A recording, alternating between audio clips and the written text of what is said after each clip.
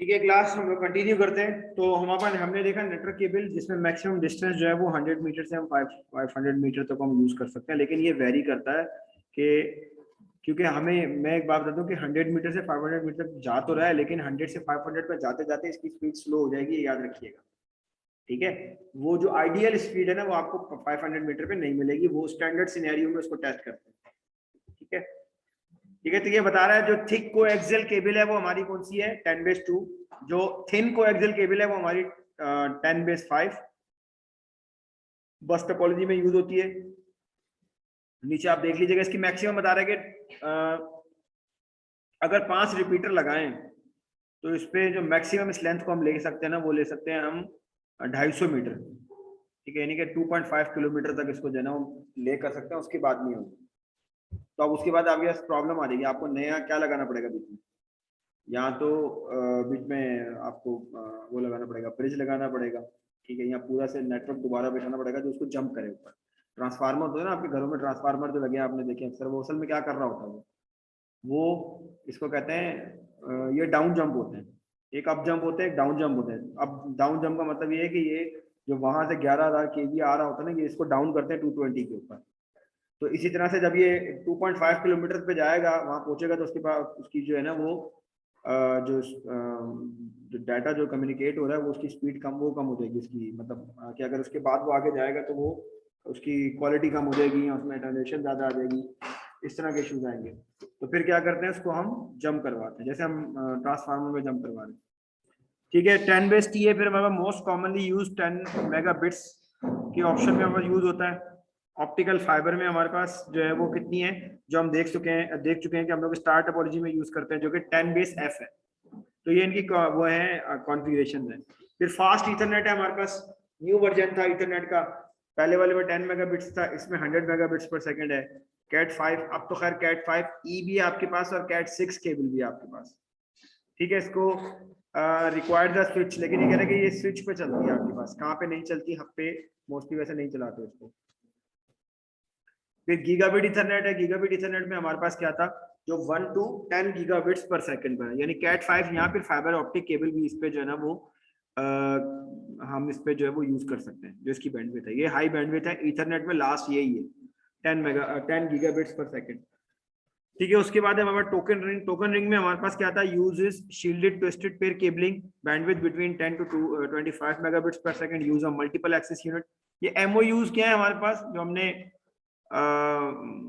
बात की थी कि जो टोकन रिंग जब हम बना रहे होते हैं तो उसमें 2 केबलें जा रही होती है ना, तो उसमें वो जो एमओयू होता है उसमें एक इन होता है, एक आउट होता है, जो हमने पिक्चर भी देखी थी। तो ये उसकी बात कर रहे हैं कि मल्टीपल एक्सेस यूनिट जो है ना वो हमें उसमें लगाने पड़ रहे होते हैं, तो कॉस्ट बढ़ जाती है, लेकिन हमारा डाटा बहुत सिक्योर हो जाता है। तो मैंने आप लोगों को बताया था कि अगर एग्जाम्पल दे रहा हूँ कि मेरे पास मीडिया हाउस है, तो क्या मीडिया हाउस में मैं लगाऊंगा इथरनेट केबल? वैसे तो नॉर्मली तो लोग लगा रहे हैं, लेकिन बात कर रहा हूँ कि अगर टोकन रिंग लगा होगा तो आपका नेटवर्क कभी भी ब्रेक नहीं होगा। सही है, तो आप अगर एग्जांपल दूंगे, आप फॉरेन कंट्रीज में कहीं कॉल करते हैं तो आप बोलते हैं यार वहाँ तो कभी नेटवर्क खराब नहीं होगा। तो क्यों नहीं खराब होगा भाई? क्योंकि वहाँ पे ऐसे इनिशिएटिव्स लिए हुए हैं या इस तरह के उन्होंने केबलिंग की हुई है कि वहाँ पे नेटवर्क ड्रॉप ना हो। अंडरग्राउंड तो एक अलग सिनेरियो है, वो वेदर सिनेरियो हो गया, या वो एक अलग सिनेरियो हो गया, लेकिन मैं बात कर रहा हूँ उस पर कि उसकी कनेक्टिविटी पे बात कर रहा हूँ, या केबलिंग सिस्टम पे बात कर रहा हूँ, या टोपोलॉजी पे बात कर रहा हूँ। Popular manufacturing and finance. ठीक है, तो मैन्युफैक्चरिंग फाइनेंस में क्यों यूज हो रहा है भाई ये टोकन रिंग, ताकि कोई भी डाटा जो है वो हमारा लॉस ना हो। जैसे हम लोग मीडिया में होता है कि मीडिया वाले का क्या मसला है कि मतलब आपकी जो ऑन एयर हो रही है, जो आपकी टेलीकास्ट हो रहा है, वो जो है वो रुके ना। कभी देखा है आपने कभी किसी चैनल को रुकते हुए? अगर वो रुक जाए तो क्या होगा?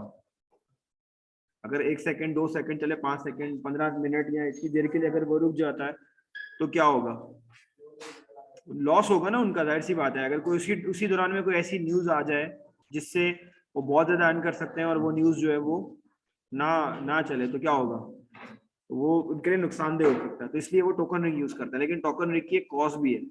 ठीक है, लैंग्वेज ऑफ द नेटवर्क है, रूल्स ऑफ कम्युनिकेशन, जैसे मैंने आपको पहले बताया, error resolution, defines collision and collision recovery, size of packet, naming rules for computer. Language of the network का मतलब यह है कि देखिए आप इसमें रूल है कम्युनिकेशन के कुछ, जैसे आप लोगों को बात करने की इजाजत नहीं है लेकिन आप लोग बात कर रहे हैं, सेम एज इट इज इसके अंदर भी है कि स्विच में जब दो डिवाइसेस, जब इसमें काफी सारी डिवाइसेस कनेक्टेड होती है तो हर डिवाइस हर टाइम पे बात नहीं कर रही होती, स्विच सबको वन बाय वन डील कर रहा होता है।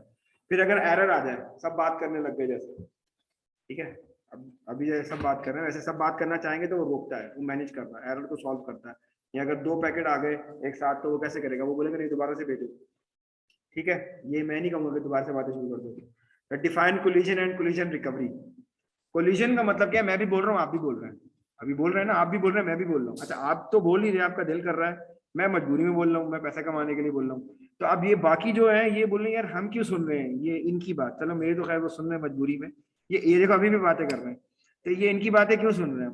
तो दैट इज, ये प्योर एग्जाम्पल दे रहा हूँ रियल लाइफ की, और लाइव लाइव सिनेरियो से दे रहा हूँ आपको, वाकई यही चीज है कि जब आपके पास स्विच के ऊपर काफी सारी डिवाइसेस कनेक्टेड है और अगर दोनों का पैकेट आ जाए एक टाइम के ऊपर तो वो क्या होगा, कोलाइड हो जाएगा, कोलिजन आ जाएगा, ठीक है। तो एक टाइम के ऊपर पैकेट पे एक बार एक ही पैकेट जो है वो ट्रांसफर होगा, तो आपकी जितनी भी कम्युनिकेशन हो रही है वो वन या एक तरफ से होती है, या तो पैकेट आ रहा है या तो पैकेट जा रहा है, कोई एक डिवाइस एक टाइम पे, जिसको हम कहते हैं एम्पलीफिकेशन कहते हैं, या उसका एक एम से एक नाम आता है वो उसमें यूज होती है, ठीक है। हाँ टाइम मल्टीप्लेक्स है, एक होता है फ्रीक्वेंसी मल्टीप्लेक्स प्लेक्सिंग और एक होता है टाइम मल्टीप्लेक्सिंग। तो मतलब आपने अगर बात करनी तो ठीक है थोड़ा वेट कर लो, ठीक है, मैं आपको जब टाइम दूंगा तो फिर आप बात करते रहना, फिर आप जब सवाल कर लोगे तो फिर मैं आपके सवाल का जवाब दूंगा, तो क्या होगा, टाइम मल्टीप्लेक्सिंग, कि जितनी भी डिवाइसेज हैं सबको थोड़ा थोड़ा थोड़ा टाइम मिलता है अपनी अपनी बात करने के लिए, ठीक है। फ्रीक्वेंसी मल्टीप्लिकेशन में क्या होता है कि सबको अलग अलग फ्रीक्वेंसी दे दी,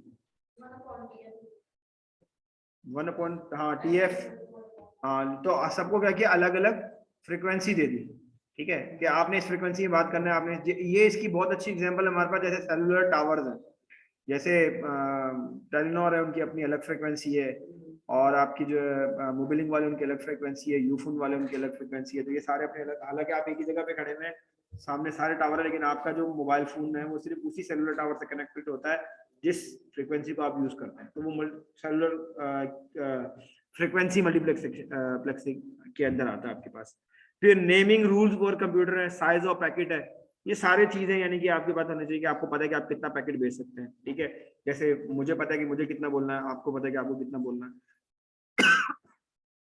तो पैकेट है, यानी कि अगर आप जाते हैं एक एनवेलप A4 के एनवेलप के अंदर कोई चीज पोस्ट करते हैं तो उसके अंदर कितने लेटर आ जाएंगे, ज्यादातर 10-20, इसके बाद वो लेटर वो भारी हो जाएगा, तो वो एक स्पेसिफिक टाइप का पैकेट जो है ना नेटवर्क के ऊपर ट्रैवल होता है, तो नॉर्मली जो है वो हमारे पास 1.5 MB से बड़ा पैकेट ट्रैवल नहीं होता, याद रखिएगा, नॉर्मली जो इथरनेट है, ठीक है। तो उसमें सॉरी 1473 था ना, तो 1473 कितना हो गया, तकरीबन आप कह लें कि राउंड ऑफ कर लें 1.4 कर लें कि 1.4 MB से ज्यादा का पैकेट जो है ना वो नहीं जा सकता, लेकिन उसमें डिपेंड करता है कि आगे कैपेसिटी भी है उसको एक्सेप्ट करने की इतनी, कि उसकी बैंडविड्थ है कि नहीं है इतनी, ठीक है।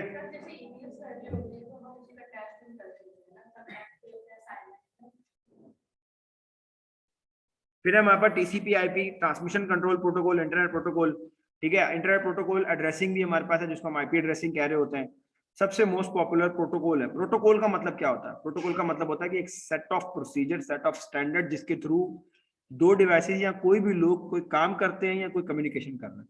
तो यहाँ पर हम कम्युनिकेशन में है, तो इसका मतलब क्या है, प्रोटोकॉल का मतलब क्या है कि अगर आपने कोई बात करनी है तो वो आपने एक स्टैंडर्ड को फॉलो करते हुए करनी है, तो आप उस स्टैंडर्ड में आप बात करेंगे, मैं उस स्टैंडर्ड उसी स्टैंडर्ड को रीड करूंगा, फिर उसके अकॉर्डिंगली मैं जवाब दूंगा, तो वो स्टैंडर्ड फॉलो हो रहे हैं दोनों तरफ से, तो प्रोटोकॉल है हमारे पास। तो इन प्रोटोकॉल में कुछ ना कुछ स्टैंडर्ड हैं जिनको दोनों फॉलो करते हैं। मोस्ट पॉपुलर प्रोटोकॉल है machine assign a name of 4 number IP addresses. देखिए अब ये एक स्टैंडर्ड है कि अगर TCP/IP यूज कर रहे हैं तो हर मशीन का एक एड्रेस होना चाहिए, जैसे आप इस दुनिया में आए तो आपका एक नाम होना चाहिए, ठीक है। You are not live here without name, because it's me you don't have any identity, ठीक है। तो आपका नाम जैसे, तो इसी तरह से इंटरनेट की दुनिया के अंदर अगर आप इंटर होते हैं तो इंटर होने के लिए आपको क्या चाहिए, एक एड्रेस चाहिए आपका, तो उस एड्रेसिंग में अगर आप TCP/IP प्रोटोकॉल पे जा रहे हैं तो वो IP एड्रेसिंग है। और IP एड्रेसिंग हमारे पास क्या बता रहे हैं कि चार बिट का हमारे सॉरी 8 बिट के 4 ऑक्टेट होते हैं, यानी कि एक जो है ना वो 8 बिट का, फिर 8 बिट का, फिर 8 बिट, फिर 8 बिट के 4 ऑक्टेट है, ठीक है। ये हम बाइनरी में पढ़ के आ जाए तो मेरे ख्याल में आपको वो समझ में आ रही होगी थी। ठीक है, dynamic host configuration protocol DHCP जिसको हम कह रहे होते हैं, simplify assigning assignment of IP address required the for internet access.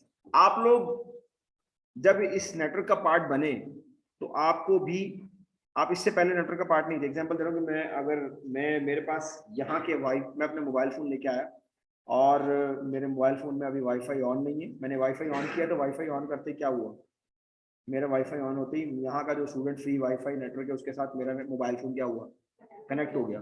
तो वो जो कनेक्ट हुआ, तो मैंने अभी एक बात बोली कि जब कभी आपकी कोई डिवाइस इंटरनेट पे कनेक्ट होती है तो उसको अपना एक एड्रेस बना, एक कोई ना कोई एड्रेस लिखना पड़ता है जिससे आईपी एड्रेस। तो वो उसको कहाँ से मिला, वो उसको उस डिवाइस ने असाइन किया जो हमारे पास यहाँ पे एक्सेस पॉइंट लगा हुआ है, जिसको हम वायरलेस एक्सेस पॉइंट कह रहे हैं, उसने उसको असाइन किया। क्यों? क्योंकि हमारे मोबाइल फोन जब आया तो उसने जब इसके साथ कनेक्टिविटी बनाने की कोशिश करी तो उसने सबसे पहले ये कहा कि भाई अगर आप के पास कोई आईपी है तो मुझे दे दो, मैं उसको अपने पास रख लूँ। तो वो अपने पास अपने स्लॉट्स देखेगा कि यार ये वाला जो है ना आईपी एड्रेस खाली मेरे पास, या मेरे में ये आपको आईपी एड्रेस दे सकता हूँ, तो वो आपको आईपी एड्रेस असाइन कर देगा। तो जो डायनामिकली डायनामिकली से मुराद ये है कि अगर मैं, मेरे पास जो एक्सेस पॉइंट लगा हुआ है वो 1 से लेके 100 तक आईपी एड्रेसेस असाइन कर सकता है। एग्जाम यानी कि 1 से लेके 100 तक के डिफरेंट आईपी एड्रेसेस असाइन कर सकता है। तो मेरे पास अगर सिर्फ 2 डिवाइसें लगी हुई हैं और पहले से कनेक्टेड है और तीसरा मैंने अपना मोबाइल फोन कनेक्ट किया, तो मुझे रैंडमली कोई भी उठा के दे देगा एड्रेस। ठीक है, डिपेंड अपॉन डिवाइस। और एग्जांपल दे रहा हूँ कि मुझे उसने 10 दे दिया और मेरे बाद कोई आया तो उसको 8 दे दिया, उसके बाद कोई आया तो उसको 12 दे दिया। तो ये डायनामिकली है, ऑन द एयर डायनामिकली, जैसे जैसे डिवाइसेस कनेक्टेड होती जाएंगी वो क्या करेगा, उनको डायनामिकली असाइन करता जाएगा। क्योंकि डिवाइस कनेक्ट होती है, रिक्वेस्ट करती है फॉर द आईपी एड्रेस, और वो डिवाइस क्या करती है, जो हमारे पास डीसीई डिवाइस है, ठीक है, वो उसको क्या करती है, आईपी एड्रेस असाइन करती है, जो भी एक्सेस पॉइंट हमारे पास लगा हुआ है। ठीक है, तो आप सबको इस वक्त आईपी एड्रेस असाइन होना है और आप सब लोग जो है वो सिंगल ट्रांसमिशन में ही बात कर रहे हैं। ठीक है, आप, मैं भी यूट्यूब देख रहा हूँ, आप भी यूट्यूब देख रही हैं, आप भी देख रहे हैं, वो भी देख रहे हैं, सब यूट्यूब देख रहे हैं। सब बोले भाई मेरे पास इंटरनेट चल रहा है, सबके पास नहीं चल रहा। मैंने अभी बताया आपके पास क्या, टाइम डोमेन मल्टीप्लेक्सिंग के अंदर हमारे पास काम हो रहा होता है। सबको थोड़ा थोड़ा टाइम मिल रहा है, लेकिन सबको लग ऐसा रहा है कि मेरे पास, सबके पास एक टाइम पे ही चल रहा है, ऐसा नहीं है। ठीक है, सबके पास क्या है, बारी बारी चल रहा होता है।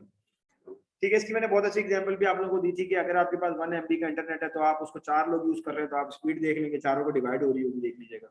ठीक है, तो थोड़ी थोड़ी आ रही होगी। ठीक है, तो अब ये रिक्वायर फॉर इंटरनेट एक्सेस, तो इंटरनेट एक्सेस के लिए हमें चाहिए होता है, अदरवाइज वो हमें इंटरनेट पे जाने देगा, क्योंकि आईपी एड्रेसिंग जरूरी है, ये एक स्टैंडर्ड प्रोटोकॉल है। फिर उसके बाद हमारे पास IP exchange sequence packet exchange, ये भी एक प्रोटोकॉल है हमारे पास, पुराना प्रोटोकॉल है, IBM का मेरे ख्याल में यूज नहीं होता। एसोसिएट विद नोवल नेटवेयर, अच्छा नोवल नेटवर्क वालों का, रिप्लेस बाय TCP IP। ठीक है, ये पहले हुआ करता था, इसमें कुछ फ्लॉस थे, फिर उसको रिप्लेस कर दिया किसने, TCP IP। ठीक है, बहुत आसान सी एग्जांपल है, जैसे हम कह सकते हैं कि टैक्सी को रिप्लेस कर दिया उबर करीम ने, अब टैक्सी खत्म हो गई। ठीक है वही कार है, एक ड्राइवर है, 3 लोगों को बिठा के लेके जाते हैं, लेकिन मोड ऑफ जो वो है उसको मतलब ऑक्युपाई करने का जो मोड है वो चेंज हो गया। पहले ये कि आपको दूसरा मोड था, दूसरे तरीके से लेते हैं।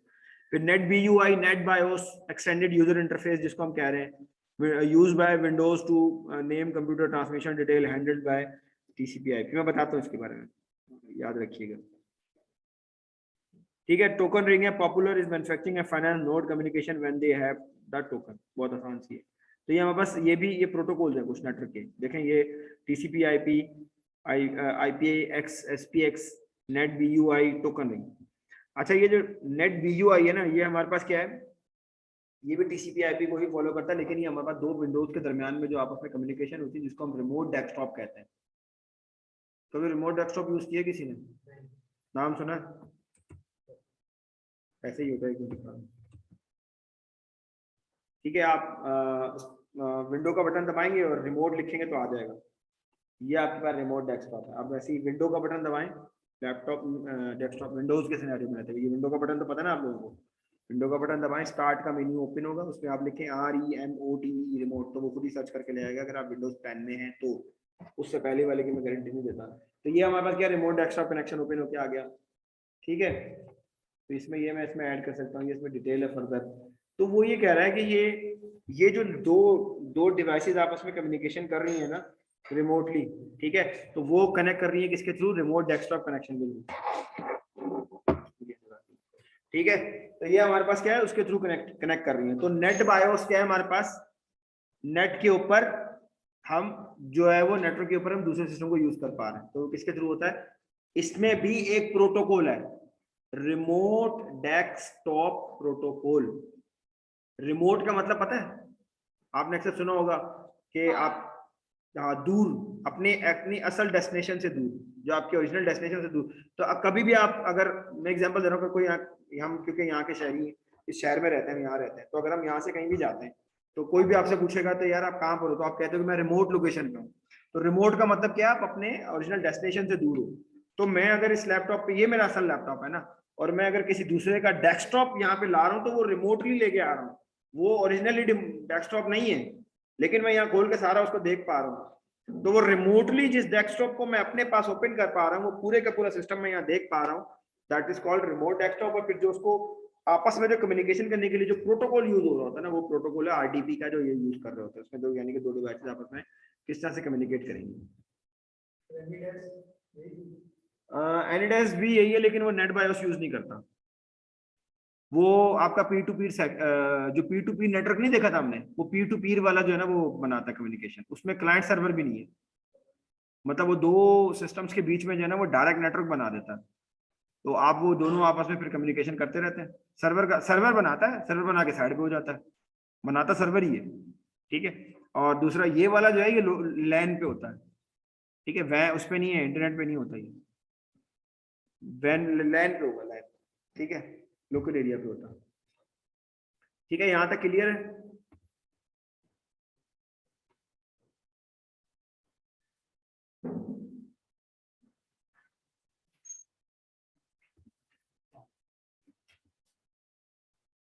ठीक है, ये बहुत बहुत थोड़ी सी स्लाइड्स हैं, हम इसको खत्म कर लेते हैं। अच्छा, ये अब वो वाली बात है कि हमारे पास जो है वो ये सब आ कहाँ से रहा है, जो इंटरनेट की दुनिया में जो बीच में जो कहानियां चल रही हैं वो कहाँ से आ रही है। तो हमने बात कर ली, मैंने अपने घर की बात कर ली, मैंने वो डिवाइसेस बात कर ली जो मेरे एक्सेसिबल है, मेरे हैंड्स ऑन है। अब हम थोड़ा सा उससे आगे निकलते हैं कि ये आगे जाके जिनसे कनेक्ट हो रही है डिवाइसेस, जिसमें हमारे पास एक्सचेंज सेंटर्स आ गए, जिसमें हमारे पास जो है वो गेटवेज आ गए, कंट्री टू कंट्री गेटवे आ गए, सिटी टू सिटी गेटवेज आ गए, ठीक है, प्रोविंस टू प्रोविंस गेटवे आ गए, ठीक है। फिर कॉन्टिनेंट टू कॉन्टिनेंट जो है वो हमारे पास जो है वो कम्युनिकेशन या राउटिंग जो हमारे पास हो रही है वो कैसे हो रही है, तो ये वो हमारे पास आ रही है। लाजमी नहीं है सेटेलाइट ही होगी, सेटेलाइट भी है, सेटेलाइट भी होगी जरूर, उसको भी यूज करते हैं। अच्छा, जो है हमारे पास पॉट्स कह रहा है, plain old telephone system, standard phone line, two way voice communication, use analogue transmission technique, data communication is slow. अच्छा, आप लोगों को याद होगा कि शायद आप में से कोई मेरी तरह पुराना हो जिसने जो है वो डायल अप फोन पे इंटरनेट यूज किया हो, तुम वो पुराना है। तो उसमें होता ये था कि जो हमारे पास टेलीफोन की जो लाइन होती थी ना, वही टेलीफोन की लाइन को क्या करते थे हम अपने हमारे इस लैपटॉप में तो मोडेम नहीं है अभी, इसमें अभी क्या है, नेटवर्क इंटरफेस कार्ड है, तो उसमें मोडेम होता था, मोडेम पे उसको लगाते थे, उसी वो जो हमारे टेलीफोन में आ रही होती ना तार, उसको हम इसमें लगाते थे और उसके ऊपर इंटरनेट चलाते थे। तो ये उसकी बात कर रहा है, ठीक है। तो उसमें आईएसपी कौन है, हमारा इंटरनेट सर्विस प्रोवाइडर कौन है, टेलीफोन सिस्टम यानी कि एक्सचेंज वाले, ठीक है।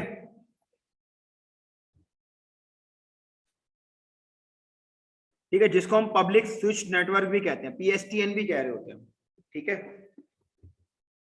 फिर है मॉडेम्स, ये वही मॉडेम है जिसकी मैं बात कर रहा हूँ, जो कन्वर्ट कर रहा होता है एक नेटवर्क को दूसरे नेटवर्क के अंदर, आपको इंटरनेट में कन्वर्ट कर रहा होता है। इसको हम मॉड्यूलेटर या डीमॉड्यूलेटर भी कह रहे होते हैं, क्योंकि जो उसकी फ्रिक्वेंसी है वो अलग है, जो आपको चाहिए वो अलग है, वो एनालॉग है, ये डिजिटल है।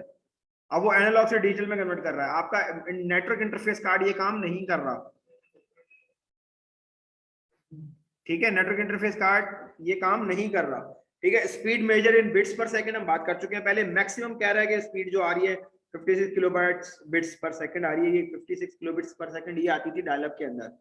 अगर आज के दौर में अगर आप 50 किलो बिट्स पर सेकंड के ऊपर यूट्यूब खाली लिखें, खाली बल्कि google.com लिखें, तो आपको 10 मिनट लग जाएंगे और ये चाय खत्म हो जाएगी, लेकिन वो नहीं खुलेगा, ठीक है, क्योंकि अब तो जो है वो मेगाबिट्स में स्पीड आती है। और ये केबी की बात करें वो भी सिर्फ 56 1 सेकंड के अंदर।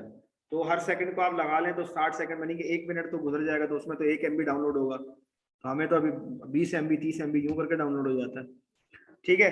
अच्छा, जो 4G ने जो एनहेंसमेंट लाए हैं, आप 3G पे, इसका बहुत आसान सा एग्जांपल है, आप 3G पे इंटरनेट यूज करके देख लें, आपकी कोई वेबसाइट खुलेगी ही नहीं, खुलेगी वेबसाइट नहीं खुलेगी। कभी किसी के पास होता है वो कहता है यार मेरे पास 4G नहीं आ रहा, अभी 3G चल रहा है, तो 3G में स्लो हो जाता है, यूट्यूब भी स्लो हो जाता है। ठीक है, यूट्यूब भी एग्जाम्पल इसलिए दे रहा हूँ क्योंकि उसमें हैवी डाटा जो है ना, वो ज्यादा डाटा आप डाउनलोड कर रहे होते हैं, वीडियो का डाटा ज्यादा होता है। नॉर्मली वेबसाइट में टेक्स्ट का डाटा इतना ज्यादा नहीं होता, उसमें तो एक वीडियो ही आपकी जो है वो 1 GB पे निकल जाती है। आप 1 घंटे की कोई भी मूवी निकाल लें 4K पे, वो तो 4 GB पे चली जाएगी, हो सकता है ऊपर चली जाए, 5 GB पे भी चली जाए, वो आपको पता नहीं चल रहा, लेकिन वो डाउनलोड कर रहा है बैकएंड के ऊपर।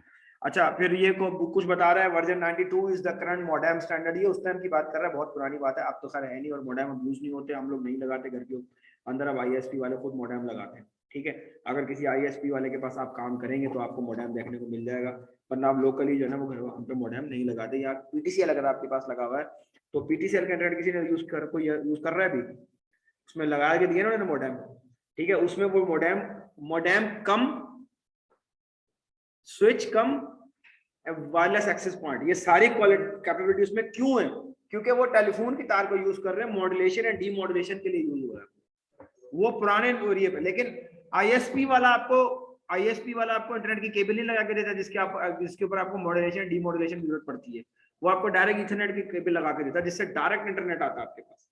ठीक है, बीच में मोडेम की जरूरत नहीं पड़ती, तो मोडेम का काम ही नहीं, तो वो आपको क्यों लगा के देगा? क्योंकि उन्होंने PTCL का नेटवर्क लिया, तो PTCL में उन्होंने नेटवर्क ही ऐसे ले किया हुआ, इट डिपेंड अपॉन PTCL भाई, उन्होंने खुद कहा कि हम ऐसा बिछाएंगे जाल, फंसाने वाला जाल नहीं, मतलब ये नेटवर्क का जाल। सही है, सही है। अच्छा, internal external voice fax, different किस्म के मोडेम थे जो हमारे पास जो है ना वो यूज होते थे पहले। अब ये मोडेम के यूजेस है, कनेक्शन टू द इंटरनेट, असल में इसी के लिए यूज होता है, इंटरनेट पे कनेक्शन के लिए। अच्छा, इनके घर में जो लगा हुआ है ना PTCL का मोडेम, इसमें से मोडेम के तार निकाल दो, फिर भी सारे आपस में कम्युनिकेशन करते रहेंगे। क्यों? क्योंकि इंटरनेट पे कनेक्टिविटी तो उसके थ्रू हो रही है ना, आपस में लोकल एरिया तो बना हुआ है उसके ऊपर, वो वायरलेस एक्सेस पॉइंट है, वो आपस में, उसमें स्विच भी है, वायरलेस स्विच है उसमें, तो वायरलेस स्विच है तो वो सबको कनेक्ट होकर रखेगा। लगे रहो आपस में 5 बंदे बैठ के जो नेटवर्क बना के आपस में काउंटर स्ट्राइक खेल लो, ठीक है, कोई भी गेम होती है लोकल नेटवर्क वाले, वो खेलते रहो, लेकिन इंटरनेट पे नहीं जा सकते। ठीक है, मैं पुराने दौर का हूँ ना, काउंटर स्ट्राइक कमांडो उसके दौर का खेला हो शायद आप लोगों ने कभी, तो मुझे अपने गेम याद है, अब तो मुझे पता ही नहीं क्या चल रहा है। ठीक है, तो फाइल ट्रांसफर में अपलोडिंग डाउनलोडिंग दोनों काम हो रहे हैं हमारे पास। ठीक है, फिर डिजिटल फोन लाइंस है हमारे पास। अब उसके बाद जो है, अब जो चल रहा है ना वो डिजिटल फोन लाइन पे, तो लोकल टेलीफोन कंपनीज ने भी क्या किया, अपग्रेडिंग करी, service will transfer and more reliable, new phones will be needed, modem will need to be upgraded. ठीक है, तो पहले वो क्या कह रहे हैं कि जो पहले वाली लाइन थी वो क्या थी, हमारे पास एनालॉग लाइन थी, तो एनालॉग लाइन के अंदर जो कह रहे कम्युनिकेशन स्लो थी। फिर हमारे पास आगे डिजिटल लाइंस, फुल लाइंस, तो डिजिटल में क्या हुआ कि हमारे पास कम्युनिकेशन बेहतर हो गई पहले से, ब्रॉडबैंड कनेक्शन हमारे पास आने शुरू हो गए, यानी कि जो हमारा जो बैंड है ना, जो कम्युनिकेशन का जो बैंड है वो वाइडर हो गया, तो any data connection faster than 56 kilobyte पर सेकंड। तो इन्होंने एक डेफिनेशन दी थी कि 56 किलोबिट पर सेकंड से ज्यादा का जो भी बैंड होगा, ये देखिए ये बैंड है, बैंड से मुराद ये है कि एग्जांपल दे रहा हूं कि एक रोड है वो 4 लेन का है, 4 लेन है, जैसे शारा खरदल है उसको 4 लेन है, तो उसमें कितनी गाड़ियां ट्रेवल कर सकती है एक टाइम के ऊपर? 4, उससे ज्यादा कर ही नहीं सकती। तो उन्होंने ब्रॉडबैंड कर दिया, यानी कि उसको बढ़ा दिया। तो आप कह रहे हैं कि हमने जो है ना इसको मोटरवे बना दिया, तो अब इस पे जो है ना वो 8 गाड़ियां एक साथ ट्रेवल कर सकते हैं। तो इसका मतलब क्या हुआ कि पहले 1 सेकंड में 4 जा रही थी, अब 1 सेकंड में 8 जा रही है, तो डबल का फिगर हो गया। तो इसका मतलब ये हुआ कि 56 किलो बिट्स जो पहले था, अगर मैंने इसको ब्रॉडबैंड कर दिया है तो अब वो 128 या 256 किलो बिट्स पे चला जाएगा। ठीक है, तो कॉमन इन बिजनेस, ज्यादातर वगैरह बिजनेस में यूज होता है, becoming popular in home installation, home में तो अभी भी लोग यूज कर रहे हैं जो PTCL पर रिलाय करते हैं। सही चल रहा है? ठीक है, शुक्र है, अभी तक सही चल रहा है। ठीक है, ISDN लाइन हमारे पास, ठीक है, integrated service digital line, ISD line जो है ना हमारे पास, हम उससे लेते हैं आपके एक्सचेंज से जो आ रही होती है हमारे पास। Basic rate uses 3 channel, 2 data channel, each support 64 and error connection channel, primary rates uses 24 data channels। तो ये हमारे पास नॉर्मली क्या होता है कि स्पेशली हम एक केबल लेते हैं, कॉर्पोरेट सेक्टर लेता था कहाँ से, एक्सचेंज से, पहले जो कि टेलीफोन में यूज होती थी, तो डिजिटल डाटा कम्युनिकेशन कनेक्शन में ये यूज होती थी। ISDN पुरानी है, अभी भी लोग लेते हैं, लेकिन उसमें थोड़ी सी सिनेरियो चेंज हो गया है। ठीक है, जिसमें डायरेक्ट कम्युनिकेशन लेते हैं। ये हमारे पास बता रहे हैं कि देखें ये हमारे पास डिजिटल लोकल टेलीफोन लाइन है डिजिटल, और इसके ऊपर जो है हमारे पास डाटा ट्रांसफर होगा। तो अभी हमारे पास जो है ना जो अब जो लाइन है उसमें वो डिजिटल हो गई, तो उसमें डाटा कैसे ट्रांसफर हो रहा है 010 की फॉर्म में, और पहले कैसे हो रहा था एनालॉग की फॉर्म में।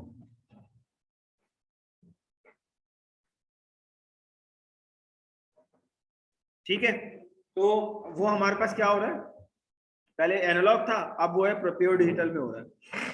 अब उसमें कुछ ये बता रहा है टी लाइन है हमारे पास, high capacity voice data line use to control phone and data several variants T1, ये ISDN की बात कर रहा है।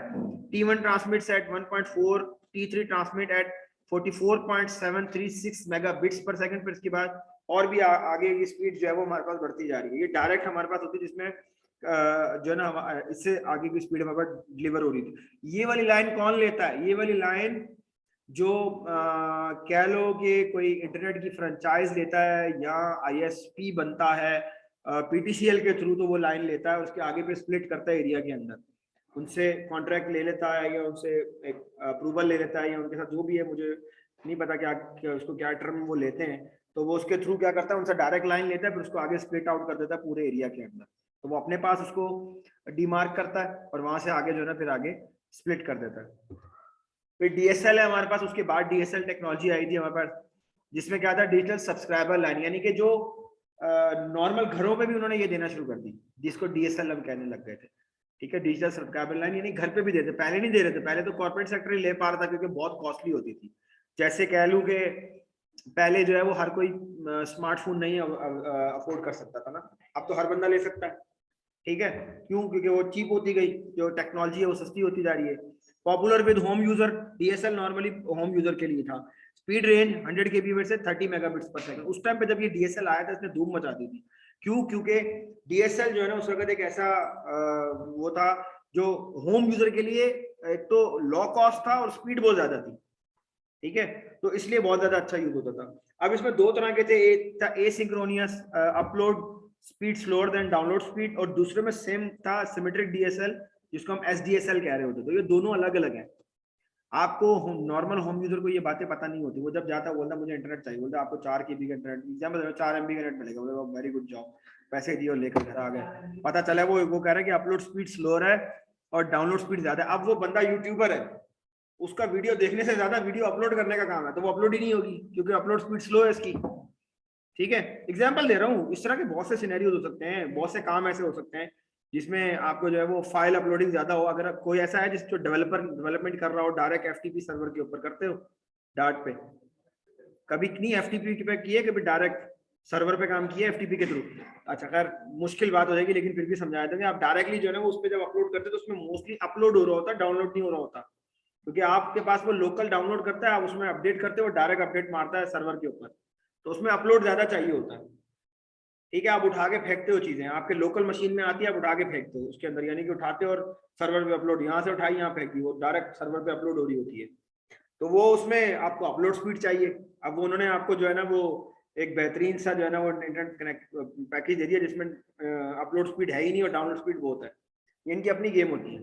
खैर, आप लोग जो इंटरनेट लेते हैं ना उसमें दोनों इंक्लूड होती है, ये बात आपको बता दूं। अगर आप कभी भी जोंग से कोई डाटा खरीदते हैं, 4 GB का एग्जांपल दे रहा हूँ, या किसी भी सेलुलर से 100 MB का डाटा, 100 GB का, तो उसमें अपलोड डाउनलोड दोनों इंक्लूड कर रहा होता है, वो दोनों को प्लस करके माइनस होता है। आप समझ रहे हैं कि सिर्फ अपलोड पे जा रहे हैं या डाउनलोड पे जा रहा है। ठीक है, आपने गिन के रखा होगा मैंने मैच देखना है और इसमें जो है ना ये यूट्यूब के ऊपर 1 घंटे का मेरे पास 1 GB पड़ा हुआ है, इतने में हो जाएगा, पता चला आधे में ही गायब हो गया, क्लाइमेक्स तो देख नहीं पाए ना मैच का। ठीक है, तो ये हमारे पास है। उसके बाद cable modem, popular with home and office user, speed between 1 to 3 megabits. ये तो पुराने हैं, मतलब इसकी क्या स्पीड है DSL के मुकाबले में अगर आप देखें तो ये 30 MB तक आपको दे रहा है और वो सिर्फ 3 MB तक आपको दे रहा है, लेकिन फिर भी उस दौर में बेहतर था। आज भी है, खैर आज भी यूज होते हैं, कोई अगर लेना चाहे तो। अगर आप मार्केट में जाएं और आपको बोलेंगे आपके पास सबसे सस्ता वाला एक वायरलेस एक्सेस पॉइंट चाहिए घर के लिए, तो वो आपको 1600 रुपए का दे देगा, तो उसमें भी यही वाली सारी कैपेबिलिटीज होंगी। ठीक है, वो ज्यादा ऊपर जाएगा ही नहीं स्पीड से, बहुत ज्यादा यूजर्स को हैंडल नहीं कर पाएगा। ठीक है, ये सारे इश्यूज उसमें भी होंगे। फिर जितना अच्छा उस टाइम भी अच्छी चीजें मिलती थी, ऐसी बात नहीं है। फिर ATM है हमारे पास। ये ATM ऑटोमेटिक टेलर मशीन नहीं है। ऑटोमेटिक टेलर मशीन को कौन कौन जानता है? क्या होती है ऑटोमेटिक टेलर मशीन? एटीएम को बोलते हैं। तो ये वो वाला एटीएम नहीं है, वो एटीएम और है जिसमें आप जो है वो कार्ड लगाते हैं, आपको पैसे मिल जाते हैं, that's called automatic teller machine. ठीक है, वो अलग चीज है। तो ये एटीएम है एसिंक्रोनियस ट्रांसफर मोड। ठीक है, एसिंक्रोनस ट्रांसफर मोड नॉर्मली जो है ना वो हमारे पास कहाँ यूज होता है? Exchange to exchange, MAN to MAN, और within MAN to CAN. ठीक है, अगर आपको इंटरनेट जो है ना आपको ले करना है हाई स्पीड इंटरनेट जिसके अंदर कोई डिस्ट्रॉक्शन ना आए और बेहतरीन काम चल रहा है, तो वो इस तरह का यूज होता है जिसमें एक ही कॉर्पोरेट है, वो दो बिल्डिंग है उसकी, वो आपस में जो चाह रहे हैं कि वो एक ही इंटरनेट कनेक्टिविटी करवाएं, तो उसमें एटीएम यूज होता है। इवन कि एटीएम जो है वो ये एसिंक्रोनस ट्रांसफर मोड जो है वो सिटी टू सिटी भी होता है, प्रोविंस टू प्रोविंस भी।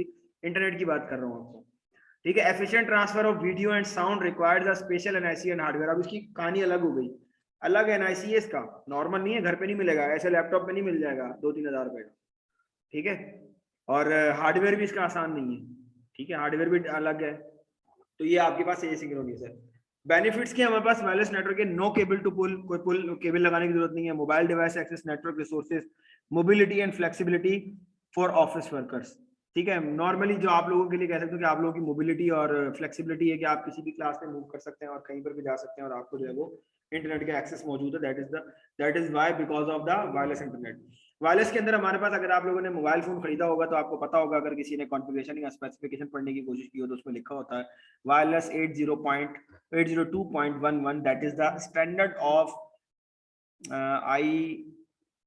IRF है, IFC, RFC है मेरे ख्याल में, RFC या IFC वो है स्टैंडर्ड है, ये 802.11 ये एक स्टैंडर्ड है जिसके थ्रू जो है दो डिवाइसेस क्या करती हैं, आपस में कम्युनिकेशन करती हैं।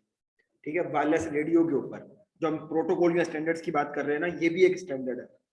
ठीक है, तो 802.11 के अंदर फिर अभी नई है, अगर शायद कभी आपने स्पेसिफिकेशन पढ़ी हो, ABGN। ठीक है, ये उसके स्टैंडर्ड हैं, ये उसके अंदर मतलब मजीद मॉडिफिकेशन होती जा रही है। तो A भी है, G भी है, N भी है। ठीक है, also called wifi, IEEE standard है, institute of electronic and electrical engineers. बहुत सारे वर्जन है हमारे पास। देखें, वो बता रहा है कि अब अगर आपके मोबाइल फोन के अंदर आप एक गए, आपने कहा मेरे चाइना का मोबाइल फोन है, मैंने तो 5,000 का लिया और तुमने 50,000 का लिया, दोनों एक जैसा काम करते हैं, लेकिन वो आपका 5,000 वाले मोबाइल फोन के अंदर जो वायरलेस की टेक्नोलॉजी है वो चल रही है 802.11B, और दूसरे वाले जो 50,000 वाले उसमें चल रही है 802.11G। तो स्पीड किसकी ज्यादा हुई?